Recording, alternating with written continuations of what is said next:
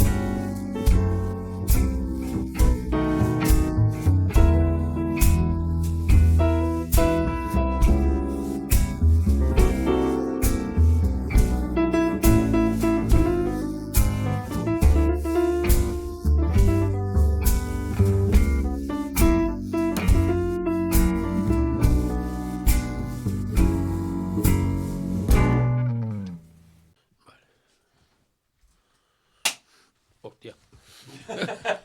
Acción. Vamos, ya después eso. Pues nada, vamos, unas charlitas de... Vale, sí, te hago una introducción y ya está. Bienvenidos y bienvenidas a Drama o qué, la nueva era. Me acompaña Antonio Hernández Centeno, guionista, dramaturgo, director, un jienense que ha vivido en Martos, en Sevilla, en Madrid, actualmente reside en Fuengirola, pero fue en Cardiff, Gales, donde encontró una historia que ha llevado ahora a los escenarios. Un personaje bastante desconocido que fue madre de Eduardo II, el de Christopher Marlowe. Exacto.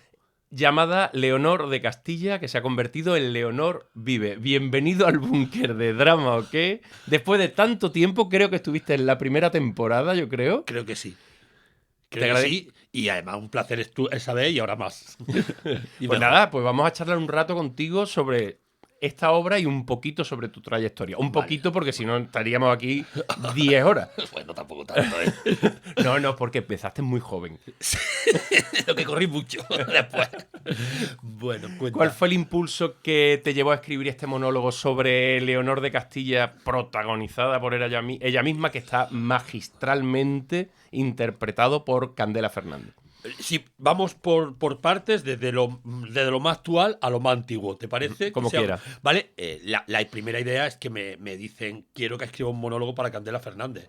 Y eso para mí es dinamita, es decir, algo que yo quería hacer desde hacía mucho tiempo porque he trabajado en repetidas ocasiones con Candela y siempre los resultados han sido que los textos míos, que podrían ser buenos, malos, regulares, pero con ella se convierten rápidamente en magníficos. Entonces me parecía que era tener, como le dije el otro día, tengo a Isco tengo la magia encima del escenario, ¿no? Entonces, eso fue la primera. Me llama, vamos a hacerle un monólogo a Candela y me parece fantástico. La segunda, había ya un principio de este personaje porque yo en el año 2019 me fui a vivir a Inglaterra, que es para mí muy importante, sin saberlo, fue muy importante. Me voy a vivir a Inglaterra porque decido que no sé si quiero seguir escribiendo. Cierto, que tuviste una crisis de la que salió un monólogo. No, un monólogo, que bueno, no era monólogo, porque estaban todos los personajes, vale. ¿se recuerda?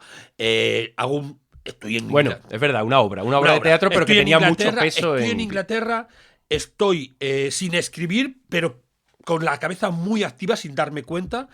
Y lo primero que hago, estoy recorriendo Gales, estoy en Cafarnon, en el norte de Gales, y de repente yo estaba llevando como un diario de viaje, que es lo primero que escribía después de 8 meses en Instagram. ¿Vale? Y ese diario empiezo a darme cuenta que la gente lo sigue. Sí. Entonces, una de las cosas que hago es que mezclo una historia en principio real, que es mi viaje, con lo que estoy viendo en el viaje. Y ahí es donde en ese castillo conozco la historia de Leonor. Y lo que más me llama la atención es que la madre de Eduardo II, personaje teatral por excelencia, y es una española.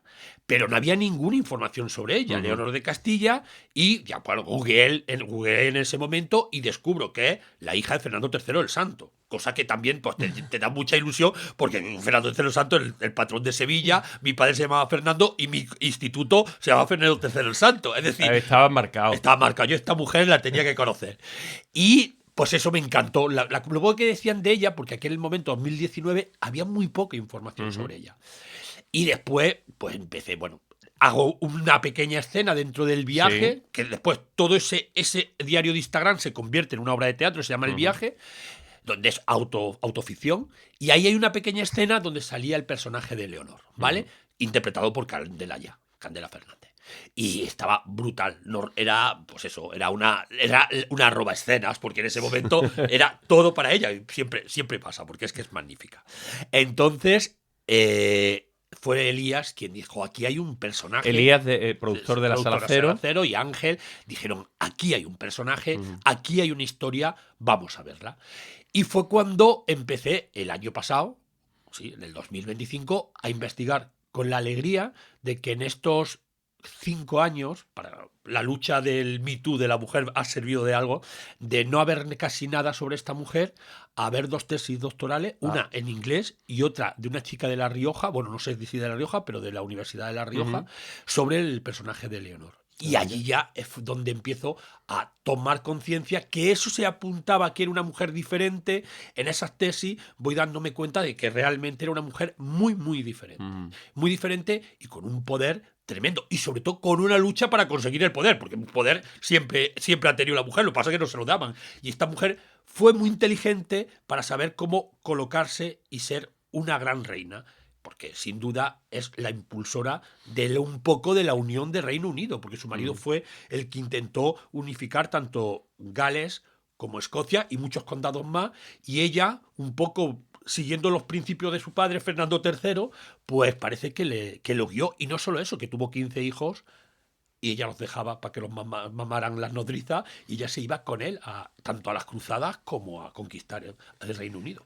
Me ha resultado muy curioso que en tu crisis con la escritura, ese momento que tuviste de no sé si seguir, porque además de dramaturgo, como hemos dicho, eres guionista, además guionista con una experiencia amplísima, con todo tipo de formatos de ficción, pero dejaste la escritura y estuviste escribiendo durante el tiempo que dejaste la escritura. O sea, te refugiaste en la escritura para dejar la escritura también. Sí, era una cosa muy curiosa, porque en los 8 meses mi cabeza estaba escribiendo. Hay una frase que leí una vez de Daniel Sánchez Arévalo, que muchas veces los escritores, los creadores, los dramaturgos, los guionistas, nos dan la sensación que estamos perdiendo el tiempo. Que no somos capaces de centrarnos en el que no estás produciendo nada. No estás nada. produciendo porque no estás delante del ordenador, ¿no?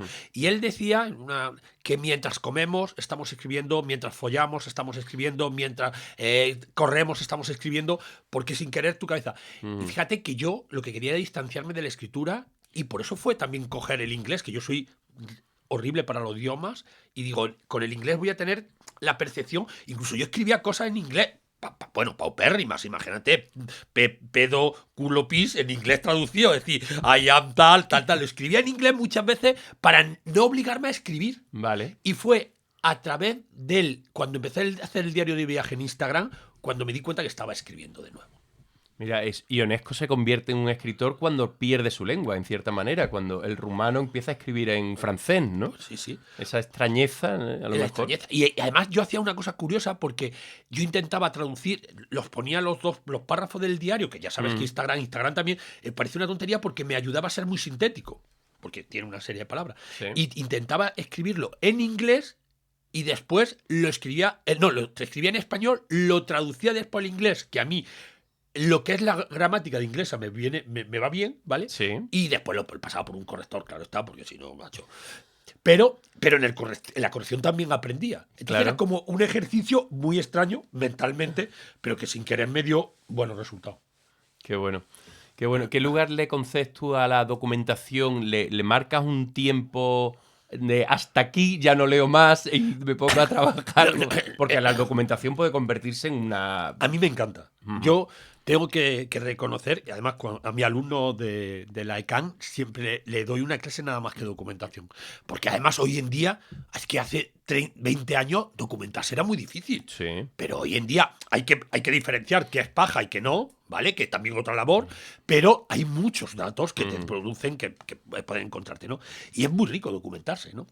Me sirvió para documentarme mucho. Mucho. Estaría como 4 o 5 meses a la misma vez que iba pensando en cómo tenía la historia, tenía la idea, la linealidad de la historia la tenía, pero tenía 2 retos. Uno, documentarme, que fuera más o menos real. Tampoco quería hacer una biografía totalmente real. Yo sabía que me iba a tomar mis libertades. No pasa nada. Y para mí, otra gente me podrá criticar de que sí. Y después que tenía que buscar cómo hacer una biografía histórica, un proyecto de Sala Cero. Ya. Que eso era... Claro, que es una sala especializada en comedia. Tú has tocado la comedia, pero no has sido un guionista exclusivamente cómico, aunque haya momentos cómicos en todos tus trabajos, ¿no? Lo que pasa es que yo siempre, cuando sale un chiste en una obra de teatro mía, nunca ha sido pensado para mí para que sea chiste. No sé si entiendes. Sí, que no te pones, digamos, el sombrero de la comedia a la hora de escribir. Claro, y por naturaleza me gusta más, es decir, no es que me guste más, esto es mentira. Por naturaleza me va más un drama. Sí. ¿Me va más un drama o qué? Me va más un drama, ¿no? Entonces, esta vez sí que sabía que tenía que pensar en chistes. Es más que en chistes, en que la situación y sobre todo la forma de expresarse de ella tuviera toques de humor. Y entonces una cosa que hice fue, ya me venía muy bien saber cómo era Candela, me venía muy bien la propuesta que habíamos hecho en el viaje, entonces rescatar ese sonido, esa dirección de la voz, esa rapidez que tiene contándoselo al espectador, esa cierta malafollá y a la misma vez caradura que tiene, todo eso fue lo que me ayudó más a la hora de tener la voz de ella. Saber, si hubiera empezado desde cero, me hubiera costado muchísimo. Porque incluso el monólogo del viaje no era tan gracioso. Ella lo hizo gracioso. Es lo que le digo. Que es que Candela, cualquier cosa que toca, la convierte en arte. Es decir, tiene ese... Y tiene arte para llevarte un texto que puede ser dramático a la comedia, pero a la viceversa. El mayor de los dramas te lo puede convertir en comedia y entonces te duele mucho más. Hay momentos dramáticos en la función, claro. Entonces, eso era. Y para mí tener claro eso, ¿no? Después había una depuración del texto. Es decir, yo no soy, y cada vez me lo siento más, yo cada vez siento... Y a ver cómo te lo puedo explicar, que a lo mejor aquí nos sacamos un poco el ojo. Yo cada vez me doy cuenta de que el trabajo, la escritura teatral y cinematográfica tienen un punto en común, de que el material es un material para, ¿vale? Para hacer. Sí. Es decir, no es un... Tú tienes que escribirlo lo mejor posible. Sí, pero no es una obra terminada. No es una obra terminada y como cual está en proceso. Y sobre todo es el elemento que tiene que ayudar no solo al director, sino en cine a mucha gente más y en teatro también, al diseñador de luz, a escenografía, música, todos los departamentos que componen un espectáculo o una película, le tiene que ayudar ese texto a crear. Entonces yo creo que es un material muy vivo y como cual puede ser transformado. Entonces, yo tenía a otro gran as para mi gusto de la comedia y del saber hacer, que es don Antonio Campos. Entonces, yo cuando le di el texto, yo se lo di a la producción, a Candela y a Antonio Campos, y yo sabía primero que hubo 2 o 3 correcciones de texto, y después de esas correcciones yo sabía que ellos estaban en unas manos en las que yo confiaba, otra cosa, ¿vale? Y que lo iban a transformar en positivo. Por ejemplo, una cosa era, el texto tenía muchas referencias actuales. Sí. ¿Vale? Chistes actuales. Sí, ¿vale? sí. Que en un primer momento nos gustaban, pero que después ellos estuvieron viendo que empobrecían la historia. Vale, chistes como anacrónicos, anacrónicos, ¿no? ¿vale? Y entonces decidieron quitarlo. Y yo le dije, hacedlo vosotros. No porque a mí no me apeteciera hacerlo. Sí. Digo, porque vosotros sabéis dónde están y dónde no tienen que estar. Confié plenamente. Sí, bueno, eso es una opción, porque no sé, estoy recordando alguna comedia de Mel Brooks que utiliza mucho esa técnica, ¿no? Pero ¿sabes lo que quedó después? Y eso sí que me gusta, que en el texto es contemporáneo. Cuando estás escuchando al personaje de Leonor, a Candela haciendo Leonor, en ningún momento tienes sensación de que es una reina de esa época, pero que está hablándote de tú a tú, Sí. ¿no? Entonces, eso yo creo que fue necesario que yo escribiera con elementos actuales, que después al quitárselos, que había varios chistes o varias cosas. Después hablaba de cuando se iban a las cruzadas, decía que era como sobrevivientes, ¿no? Una cosa así. Vale. Que eso podía hacer gracia en un momento dado, pero también creo que al final empobrecía el texto en una posterioridad y también el montaje, ¿no? Bueno, eso hace que tengas que estar renovándolo continuamente, porque esas referencias de actualidad van cambiando también, ¿no? Entonces, tal y como el texto se ha quedado depurado ahora, se ha quedado muy bien. Y claro, después la capacidad que ellos tienen de hacer gas y chistes con una sola frase. Candela sabe tirar un... mira qué guapa. Ese mira qué guapa que tú puedas decir. Sí. Candela lo hace arte. Sí, guapa, guapa, guapa. Y claro, eso es que no. Y yo no he escrito guapa, guapa, guapa. Vale. Eso lo ha hecho ella. ¿Vale? Entonces, es un trabajo... Por lo que te digo, que el texto, ahora, claro, ¿cuál es el texto de Antonio Hernández y el final? Yo me quedo con el final, aunque yo no lo haya escrito al 100%, pero es que es un trabajo casi... Además, esto me pasa cuando dirijo, yo no respeto mi texto. Eso te iba a preguntar, porque tú has estado en los procesos de ensayos, has estado como director, has estado como dramaturgo en el proceso, y has tenido textos que no has estado en ningún proceso de ensayo, simplemente te han pedido permiso, han llegado a un acuerdo contigo para poder ponerlo en escena. ¿En qué lugar te sientes más cómodo de la sala de ensayo? ¿Fuera de la sala de ensayo? ¿Cuando puedes tomar las decisiones? ¿Cuando no te dejan tomarlas? Es que yo creo que mi cabeza... Esto también... Yo creo que esto también lo aprendió en la televisión, Javi. ¿Vale? Yo, cuando entrego un texto, si lo voy a dirigir yo, sé que lo voy a pervertir todo lo que me dé la gana y más. Sí. ¿Vale? Cuando se lo doy a los demás, yo sé que lo tienen que pervertir, que lo tienen que hacer suyo. Fíjate, yo soy muy... donde más me molesta es que se cambie la intención del texto. Cuando digo la intención, es la filosofía, la ética, la moral, todo lo que tiene el texto. Si a mí me lo cambian, a mí eso me duele mucho. Es decir, si a mí... Una cosa que yo tengo, es decir, pueden pasar cosas. Yo sé que la estructura no me la van a tocar, porque estoy muy seguro de mi estructura, ¿vale? Pero el diálogo sé que es una cosa que está muy viva y que tiene que cambiar, ¿no? Eso lo aprendió con los diálogos de televisión, porque los diálogos de televisión yo muchas veces me río de los coordinadores. Los coordinadores quieren leer lo que ellos están oyendo, y muchos, y no saben que tienen que escuchar a la otra persona, y te corrigen a lo mejor el 70%, y muchas veces piensas y dices, es que soy malo. No, es que ellos quieren escuchar, porque a mí me han pasado que me han venido diálogos de cuando yo he tenido que corregir, y digo, ¿pero qué estoy haciendo? Espérate, escúchalo. Claro, a ver cómo funciona la escena, ¿no? Claro, porque muchas veces... a mí me pasó en Vivir sin permiso de una secuencia que me la hicieron hacer 16 veces. Y cuando yo veí y comparé la primera con la última y no veía diferencia, Javi. Era una secuencia totalmente secundaria. Vale. Y me la demandaba una vez tras otra. Y decía, pero Joan, otra vez. Porque no era exactamente lo que él tenía quería, en la cabeza. Claro, pero es que eso es imposible. Claro, entonces.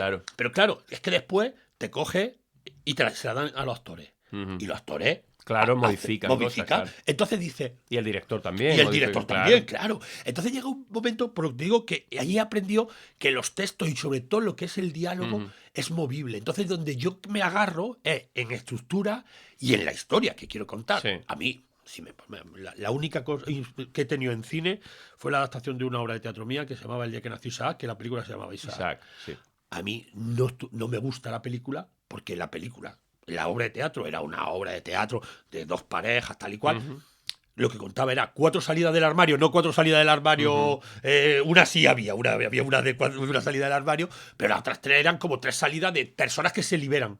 Y la película la convirtieron, terminaban más atrapados de lo que empezaba Ajá. Entonces dije, ¿para qué coges esta obra?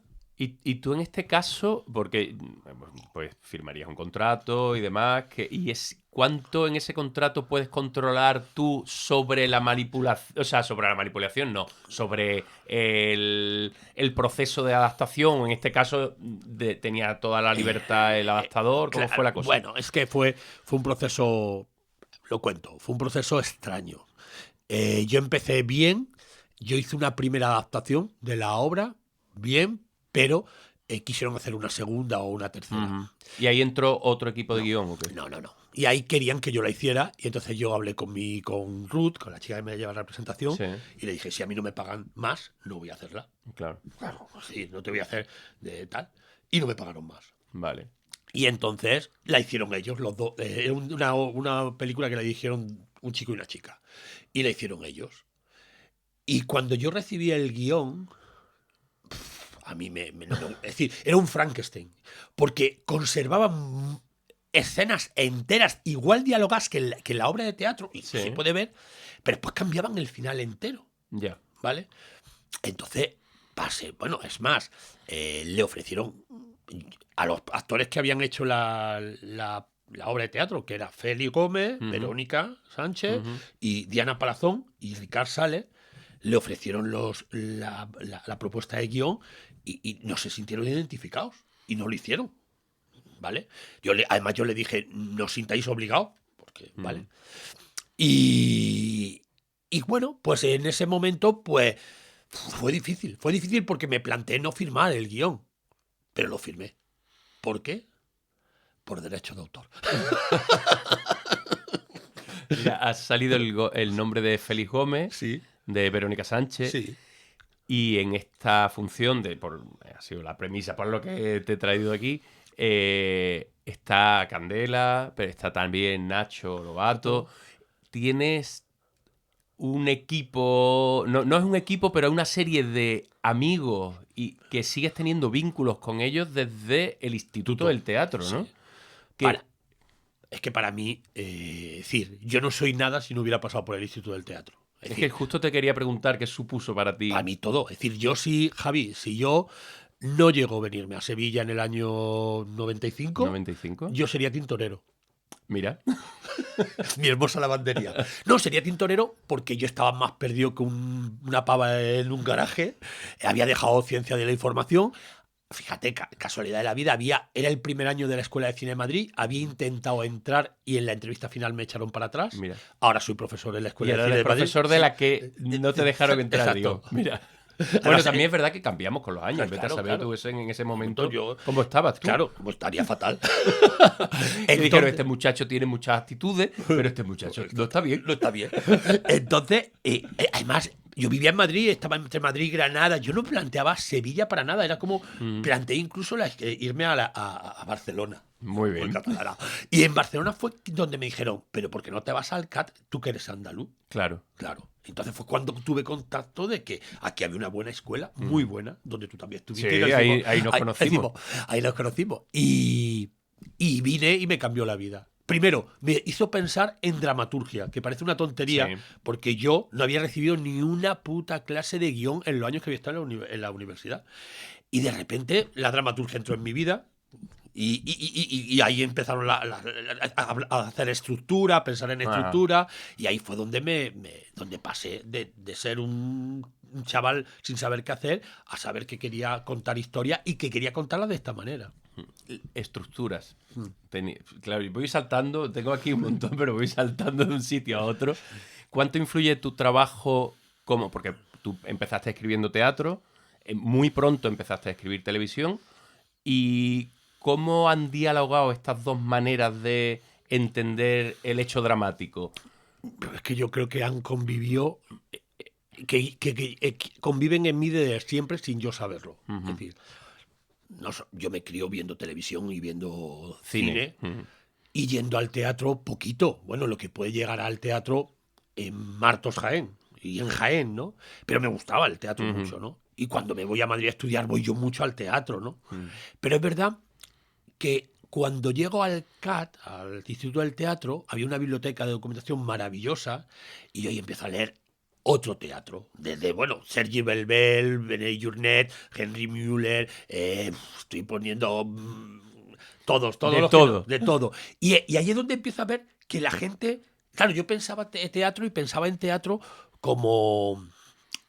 Pues como Shakespeare, tres actos, todo esto que me encanta, ¿eh?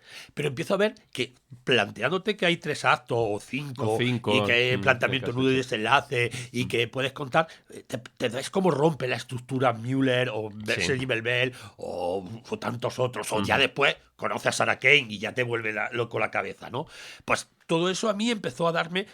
y eso fue sin querer, yo empecé a jugar con la estructura. Bueno, tú te acuerdas, 5 era súper destructurado, aunque había una historia muy clara, o todo. Buscaba mucho siempre romper con la estructura. Y eso, escribir siempre con un orden muy claro para después poder romperlo yo como quisiera o como la historia me pidiera, ¿no? Porque para mí, hasta que no... yo puedo tener clara la linealidad de la historia, pero tengo que buscarle siempre una estructura que se corresponda a esa historia. No sé si me explico. Sí. Es decir, tiene que haber una... Estoy con una cosa ahora en la cabeza y ya he encontrado, creo, la estructura que quiero, ¿no? Y buscarla, ¿no? Y eso es muy importante. Eso tanto, claro, eso me imagino que más en los procesos de teatrales, ¿no? Sí. Porque, claro, en televisión hay equipos grandes. Pero- ¿Cómo es la escritura distinta de, al final, en teatro normalmente? Las escrituras son en solitario, Sí. aunque siempre se escribe en solitario, pero en televisión se trabajan con equipos grandes y demás. ¿En qué sitio se coloca Antonio a la hora de...? Vamos a ver, es verdad que lo explicaron Aristóteles lo explicaban en el instituto a mí, pues bueno, de Antonio Andrés La Peña, ¿cómo era? A Elena Bezanilla. Bezanilla. No, entonces ahí me hizo tener la conciencia, bueno, y después también Onetti, Sí. que vale, que ya me dio un curso Onetti, tener la conciencia de algo que yo ya tenía. Es decir, la idea de cómo construir una historia, somos los que nos gusta, la hemos aprendido viendo televisión, viendo cine y viendo teatro. Esos 3 actos, esos planteamientos, lo aprendía, ¿no? Eso me sirvió muy bien para cuando empecé a construir la primera serie que yo hago así fuerte y tal. Y además entro en estructura, en escaleta, al salir de clase. Y yo tenía que hacer la estructura de cada capítulo. En ¿Tú escaleta. no dialogabas allí? No, nunca dialogué Ah. 3 capítulos. Ah, Es mira. que yo entramos 4 escaletistas y al final nos quedamos 2 que lo hacíamos todo, porque nos funcionaba muy bien los Que dos. además en televisión el peso de los escaletistas es... Y sobre todo una serie diaria. Claro, es... ¿Vale? Entonces yo ahí aprendí, Javi. Claro. Yo ahí, a mí hoy en día me sale una historia, la tengo que dividir rápidamente. Claro. Y salir de clase realmente lo que fue una gran escuela para Claro. mí. Muchas veces dice, salir de clase fue una escuela, es que fue para todo el mundo, porque era un momento en que tampoco había un desarrollo del guión muy grande. Y entonces, claro, estamos empezando. Es decir, Sí. tanto los directores como los actores, como los guionistas. ¿A vosotros os pasaban tramas? Sí, nosotros pasaban tramas y nosotros esas tramas nos las dividían semanalmente y Cata y yo, que éramos los que nos quedamos al final, hacíamos de esa trama, la dividíamos cada trama para 5 capítulos y hacíamos la escaleta de los 5 capítulos. Guau. ¿Cuántas tramas tenían? ¿Te acuerdas? No, pero no. podía tener de 4 o 5 tramas. Ahora que he estado hace 1 año y medio, siguen igual, muy parecido. Ahora se construye de otra forma. ¿Cómo se llama? ¿Dónde está la hermana de Candela? Ana Fernández, en Sueños de Libertad, sigue construyendo muy parecido. Lo que pasa es que muy parecido. Lo que pasa es que a lo mejor muchas veces se trabaja por tramas. Es decir, la gente se lleva toda una trama y después la mezcla a otra persona. Vale, Pero vale. a mí me gusta más que cada uno haga su capítulo, porque le das más entidad. Te lleva, es decir, tú te desarrollas con todo el equipo, Sí. todo. Nosotros lo desarrollábamos más o menos todo. En la salida de clases, que la verdad es que nos quedamos con el peso gordo. Después, otro guionista se llamaba Cata y yo, y nos hacíamos las semanas enteras, por lo menos los 300 últimos capítulos nos lo hicimos así. Yo sé que eres un tío muy trabajador muy trabajador, que yo creo que ese momento que te dio la crisis es porque me imagino que estarías ya saliéndote por las orejas la cantidad de horas que le echas. Más cosas, fueron más cosas, ¿no? Me imagino. La crisis de los 40 que me llegó a los 46, 47. Y te pusiste a hacer deporte como un loco. No, eso fue antes. Fue antes, vale. Bueno, ahí estaba ya. Quería preguntarte por si te marcas horario de trabajo. Sí. ¿Te lo digo? Claro, es que esto me interesa muchísimo. Mira, porque, esto es una cosa que se romantiza mucho el trabajo de escritor. Yo, vamos a ver, yo siempre cuando estudiaba, yo estudiaba de madrugada, acostándome a las 9 de la noche y levantándome a las 3:30, 4, ¿vale? Entonces a mí nunca me ha importado madrugar. Es decir, yo antes, a las 6:30 de la mañana, yo estoy despierto, siempre. Vale. Por naturaleza, siempre. Pero hace unos años, ¿vale? Estoy hablando hace 10 o 12 años, me iba haciendo mayor, y el horario de las 6:30 iba adelantando los 5:30, 4. Y eres del club de las 5 de la mañana antes de que se ponga de moda. Sí.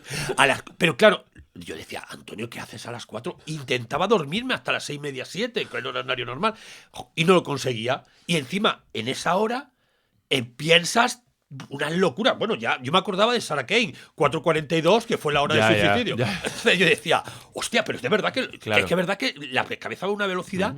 Y a mí, a esa hora me va a mucha velocidad. Y un día dije, pues me voy a levantar a escribir. Vale. Y me di cuenta que de 4:30, 7:30, 8, te adelantaba. Sin teléfono, que yo soy súper TDAH. Teléfono nadie llama. Nada. Y he descubierto, mi primer horario es 4:30 de la mañana. Me despierto sin despertador. Qué bárbaro. Y hasta las 7:30, 8 estoy escribiendo. Ajá. Nadie me molesta. A las 8, cuando empiezan a decir los grupos buenos días, cojo, me visto y me voy al gimnasio. Y respondo mientras subo pesas, respondo a todo el mundo.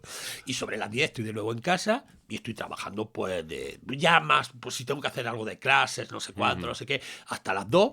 Después por la tarde, si tengo que corregir algo, lo corrige. Y si no, veo series o voy al cine o tranquilo.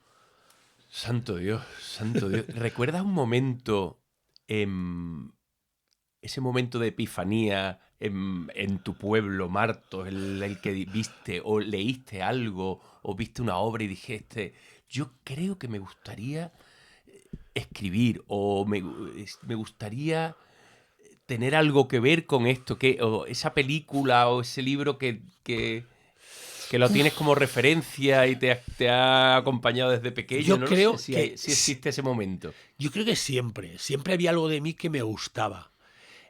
Fíjate, no es un momento, tengo varios momentos. Yo escribí una obra de teatro que era, madre mía, y la dirigí en segundo de BUP. Ah, mira. ¿Vale? Y es una cosa curiosa.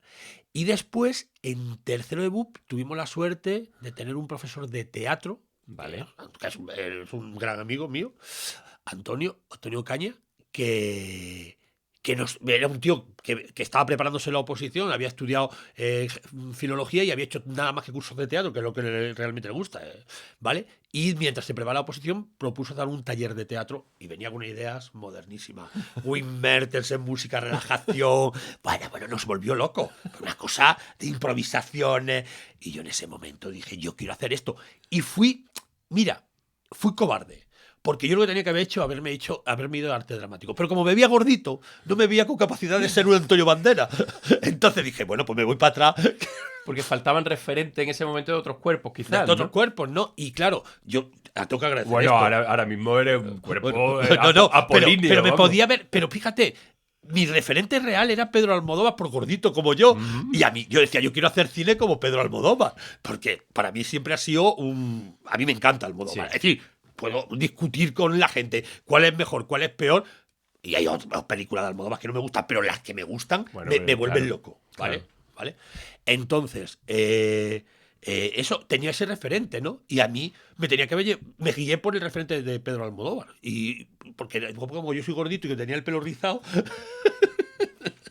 pues voy a ser director de cine. No has tenido oportunidad de decirle, ¿no? Nunca, me lo he cruzado. Ya, me imagino que en algún momento. Sí, un par de veces, pero nunca. Siempre te da tanto pudor. Y siempre.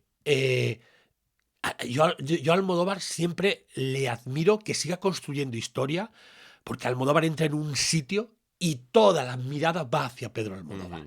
Y esa capacidad de observar que tenía Pedro Almodóvar al principio, yo creo que el pobre no lo ha podido recuperar. Ya.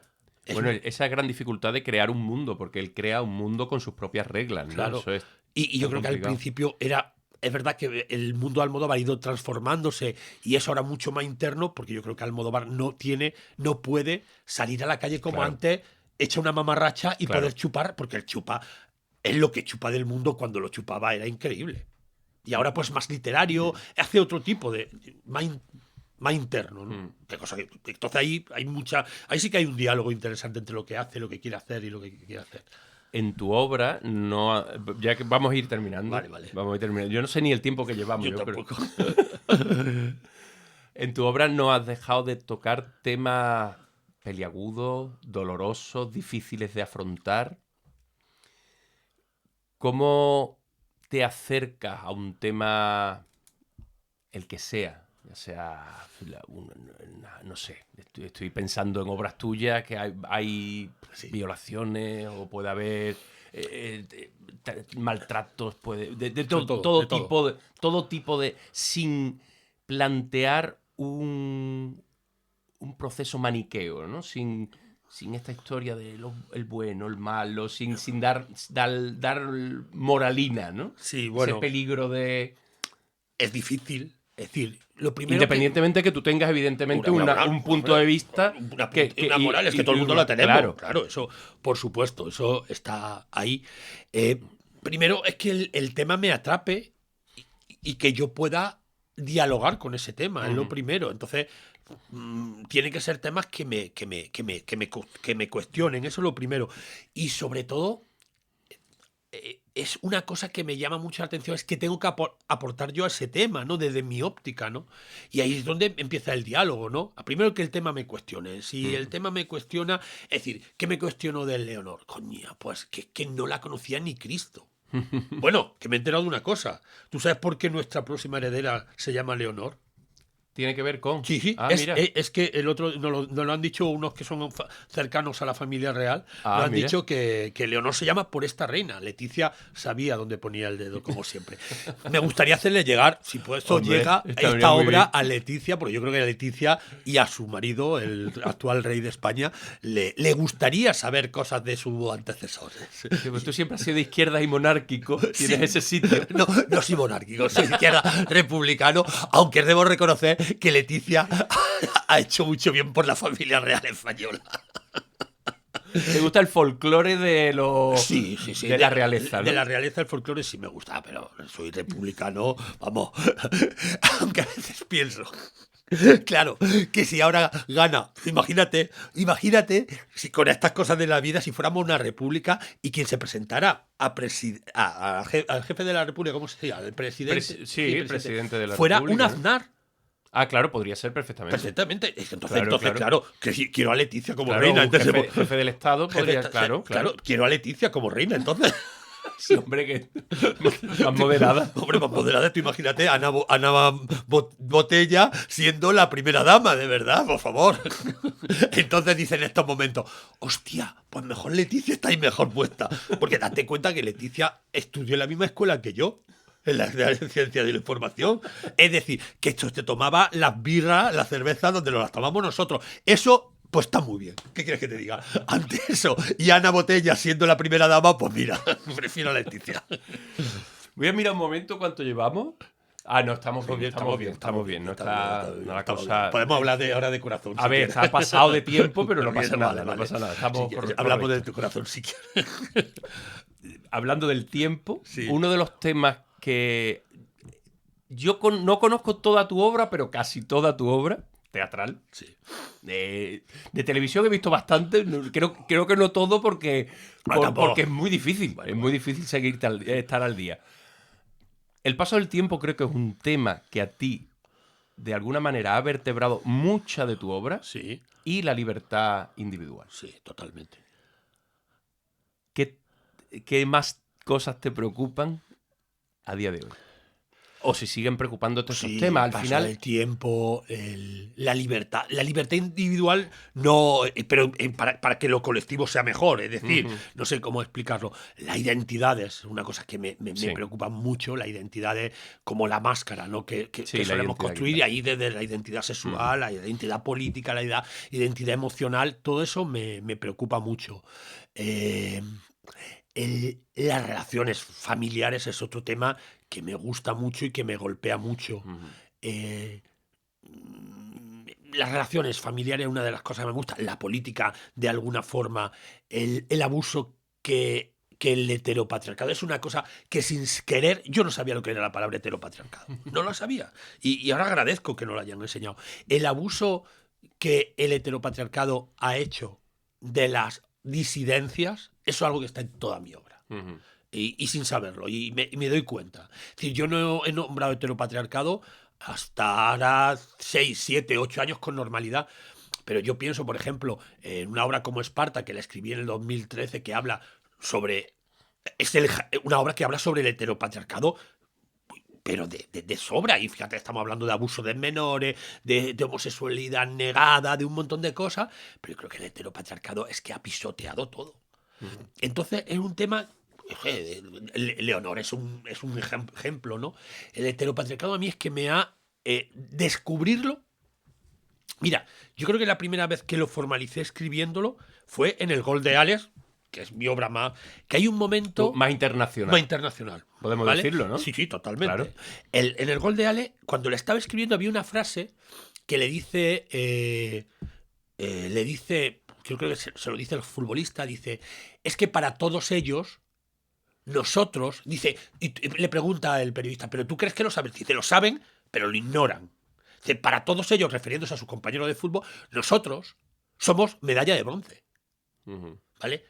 Y les sienta muy bien que seamos medalla de bronce. No quieren dejarnos llegar a ser lo que podemos ser. Por eso no quieren que haya futbolistas homosexuales, ni mujeres futbolistas, porque pierden su medalla de oro. Entonces es una cosa tan simple. Quizás en el fútbol femenino sí que se ha visibilizado, ¿no? Se ha visibilizado, pero todo lo que está costando. Sí. Y todas las críticas y todas las... Sí, eso por supuesto, pero ¿vale? no sé, Jenny Hermoso lo ha dicho abiertamente. Sí, todo. Es decir, todo lo que ha pasado con el fútbol femenino en España es un ejemplo, ¿no? Os recomiendo el docu que hay en Netflix sobre esto que le han hecho ellas, que es, terminas llorando. Impresionante. Pues, pero bueno, en el mundo del fútbol, que a mí me gusta, que a ti te gusta, que soy futbolero, pero te das cuenta de cómo es que no quieren quitar no quieren quitar en el momento que empiece a haber futbolistas gay y salgan. Es que a lo mejor pierden la posición porque en todos los deportes están muy presentes. Hace un tiempo hablaba con un futbolista profesional y decía que, claro, que los procesos de hasta llegar a ser futbolista profesional son tan complicados y el ambiente es tan opresor que es muy difícil, que no es que no haya, es que es muy difícil que lleguen a ser profesionales por todo lo que han tenido que soportar, ¿no? De eso iba. El Gol de Ale es la gran teoría que tiene el personaje de Alex. Además, él mismo, como hay un hecho donde a un tío con el que está liado, él mismo casi lo denuncia y lo pisotea para él seguir subiendo. ¿Vale? Es decir, que es muy...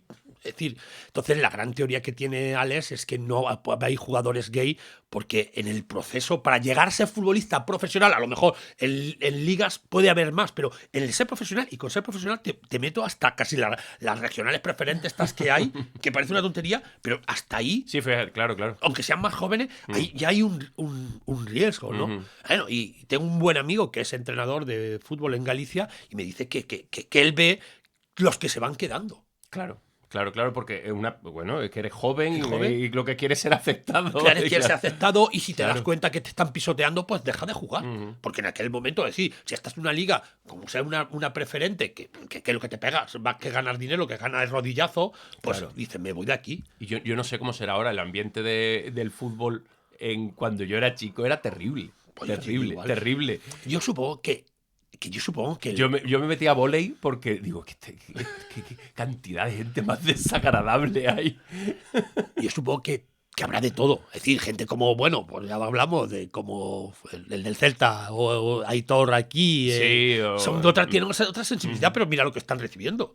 Sí, sí, mucho odio, sí. Mucho odio. Entonces, claro, es que, fíjate, es que no solo el odio, pues eso, de eso sí que escribo mucho, pues no, Sí. no. Sobre el odio que se recibe, yo claro, como persona homosexual lo he vivido. Lo que pasa que yo muchas veces con ese odio me he hecho, lo he lanzado como un ataque, pero es verdad que eso, que lo que el heteropatriarcado le ha hecho a las disidencias, está ahí. El gol de Alex, Sí, obra que ya tiene unos añitos, ¿no? tiene, te lo digo, 10 años. Pues que de nuevo sacas un tema que has avanzado antes de que se esté hablando, ¿no? Porque Sí, sí. en ese momento no es un tema casi que se hable, ¿no? No, mira, te voy a decir más. El gol de Alex se estrena en Madrid en el 2017. La escribo en el 2015-2016, se estrena en el 2017. ¿Y por qué un texto que no está editado se ha montado? Ah, ¿no está publicado? No está publicado. Ah, qué pena. Mira, Qué pena, pues sería yo no tengo, interesante. a ver Vamos. vale, si encuentro a alguien que lo publique, yo Claro, estoy dispuesto. Pues mira, incluso de, no sé, revistas como Panenka Sí, o algo de eso. algún sitio, un sitio así entre la cultura y el fútbol, ¿no? pues mira, ¿por qué internacionalmente este texto ha volado? Pues te explico.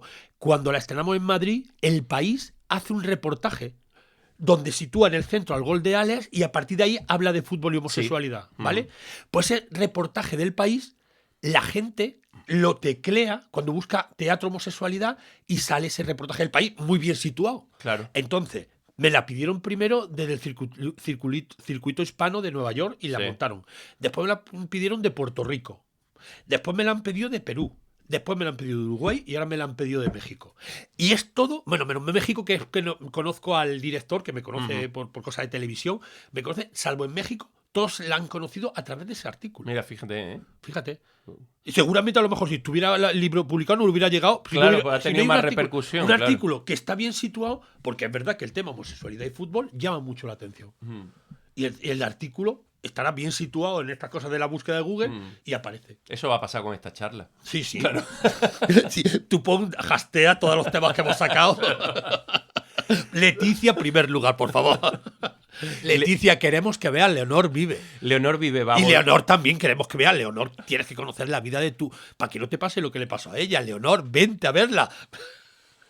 Leonor Vive volverá. Sí. Volverá y nada, y desde aquí os invitamos a que allá donde esté vayáis a verla. Sí, Leonor va a vivir mucho, eso lo tenemos muy claro. Aquí en Sevilla yo creo que va a ser un clásico de Salacero que se pondrá y que la gente irá a verla. Y yo creo que toda Andalucía, vamos a empezar por Andalucía yo, poco a Muy poco, bien. vamos a ir conquistando terreno. Muy bien, como muy en el bien. Rix. Pues Antonio, ¿qué decirte? Un Nada, placer. un Si es placer que hablar yo- contigo siempre. Sabes yo- que tú y yo siempre que hablamos nos perdemos la Ya, hora. total, yo me he preparado, digo, me voy a preparar la entrevista un poquito, digo, y al final digo, bueno, voy mirando de vez en cuando a ver si... Pero hemos ido saltando de tema porque ha sido, la verdad, que una charla muy, muy interesante. Siempre, yo, antes de que viniera, hablé con una amiga de... no, pues voy a entrevistar a Antonio. Bueno, voy a charlar con Antonio. Voy a escribir la entrevista, pero yo creo que con decirle, hola, ¿qué tal? ya podemos ir Es que tirando. eso es lo que yo ganaría en los programas, en los platos de televisión. Hombre, ahí se ha perdido, ¿eh? Se ha Ahí perdido. Todavía puedo recuperarlo, ¿eh? Claro, claro. Sí, sí, yo estoy dispuesto. Es que ahora Telecinco está de baja caída. No sé que me llame Sonsoles. Que es amiga de Leticia. ¿Ves? Sí que está todo conectado. Antonio, un Un gusto, placer. de verdad. De verdad. Un besazo. Gracias. Leonor Vive.